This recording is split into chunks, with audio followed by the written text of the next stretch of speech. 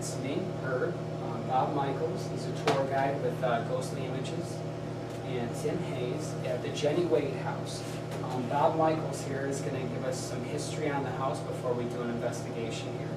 So if you want to just go ahead and give us a quick tour here and information. I'll continue. We'll go in the parlor here. Okay.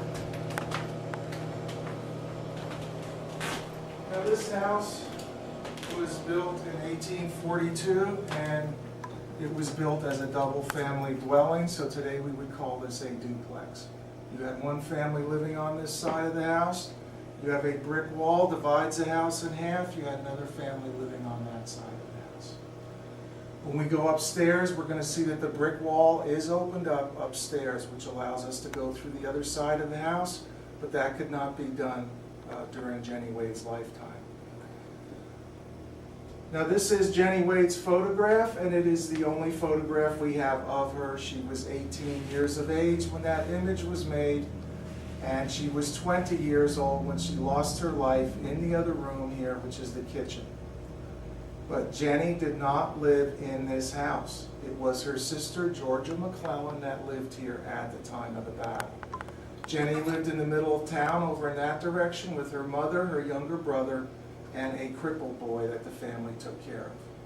Now during the battle, the Confederates invaded the town from the north, which is that direction over there, and Jennie got frightened. She found herself alone in the Midtown house with the young boys, hearing her town become invaded by Confederates, and Mother was not with her. Mother was over here in this house. And the reason Mom is over here is because Georgia was expecting a baby. That is why we have a rope frame bed in the parlor. They brought the bed down here in the springtime anticipating her giving birth, and this way she wouldn't have to go up and down the stairs to the bedroom upstairs. Well, she does have a little boy named Lewis in this parlor just 5 days before the battle. And Georgia was very weak, and Mom was here taking care of Georgia and the baby. And then Jennie shows up at the doorstep with the two young boys trying to get away from the Confederates and be with her mother. But the Confederates end up just 2 blocks away at the base of this hill, and that's where they set up their battle line, right across from the Farnsworth House. It wasn't called the Farnsworth House back then, and where Alumni Park is today. The Union soldiers retreat out of the town. They are coming up this dusty road here, and they are trying to regroup at the top of the hill. And they're using this house as a fort, hiding behind the south wall. Sneaking around the front, that being the front, the back, sniping down the hill, skirmishing with the Confederates 2 blocks away.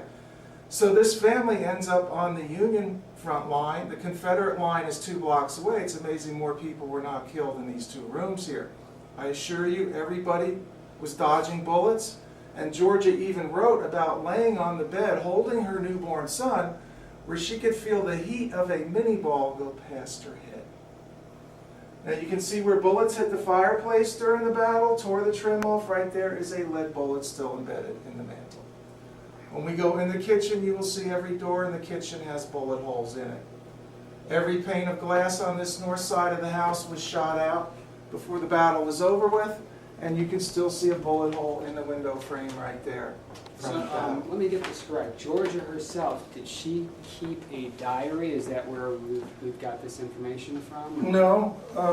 Well, actually, she did collaborate with somebody. This is where we get the information. There was a guy named Johnston who was very interested in the whole affair in the early part of the 20th century. Now, Georgia was still alive. He collaborated with her to put out a book about it, and that was called The Gettysburg Maiden, and it came out in 1918. It's out of print, it's difficult to find.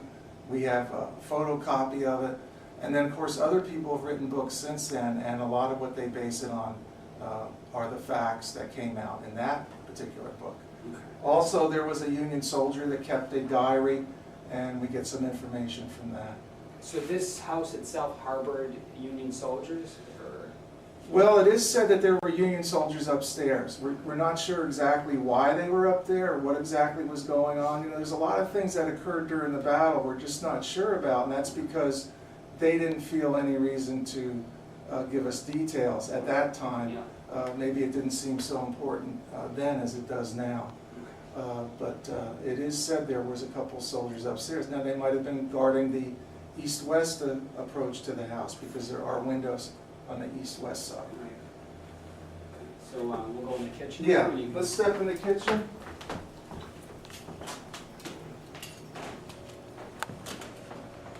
Now, this is the room where Jenny died, and she died right in this corner. She had this parlor door propped like this, and she was behind the door. She was leaning forward. She was mixing up biscuit dough in that box there. That's what you call a dough tray, and that's the actual one that Jenny used. It was given to this home in 1911 by her sister Georgia, and so it's probably the last thing Jenny ever saw in her brief life. And on the last morning of the battle, which was the third day, about 8:30 in the morning, she was leaning forward, mixing up biscuit dough in that box when the fatal bullet came through the door there where I showed you. It then traveled across the room, and it went through this parlor door right here. And then it struck Jenny. It hit Jenny below the left shoulder blade, and it pierced her heart on the way out. So she died instantly. She never made a noise. She just slumped to the floor. Union soldiers that were surrounding the house could hear the family screaming and crying. They knew something occurred. Some of them got in here to check. When they did, they realized they had to evacuate the family to the cellar, as they could not allow them to be up here any longer with people getting killed. But the only way they could get them into the cellar was to go outside. You only have outside entrances to the cellar, no inside entrance. And if they had to take a 5-day-old baby, a crippled boy, Georgia who could hardly move, Jenny's corpse, Mom, if they had to take all that outside in procession, try to get them into the cellar, somebody else was probably going to be killed. So they had a problem. And what they ended up doing, we can talk about when we get upstairs, because I can show you what they did. Now, downstairs, was that used as a field hospital or anything like that? Or? No, because you had people here during the battle, this family ended up down there on the third day. Now, there was a family next door, Mrs. McLean. Again, as little or as much as we might know about this family, we know less about them. It is supposed that they might have been in the cellar at some point, but they were a lot safer on that side of the house because they had 2 brick walls between them and the bullets that were coming from that direction. So they did spend quite a bit of time in the house. Whether they were ever in the cellar, we're not sure. They might have gone to the cellar after the McClellan-Wade family did, because the soldiers might have wanted it that way. Okay. Now, is this just rumor or is this confirmed? Was Jenny Wade's body at some point held downstairs in the basement? Yeah, that's confirmed, Okay. because that's what her sister told us about.